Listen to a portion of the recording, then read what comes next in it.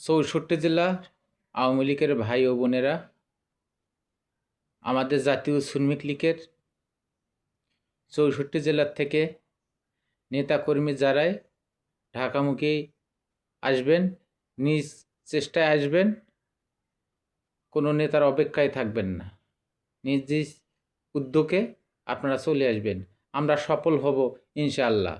এর কোনো আমি ঘাটতি দেখতেছি না। 64 জেলায় যদি 1000 করে লোক ঢাকায় আহে, তাহলে আল্লাহর রহমতে আমাদের সব কিছু হয়ে যাবে। মাননীয় প্রধানমন্ত্রীর নির্দেশের ফল আমরা পাব আশা করি। 64 জেলার থেকে 1000 করে লোক আইলেও 64,000। তবে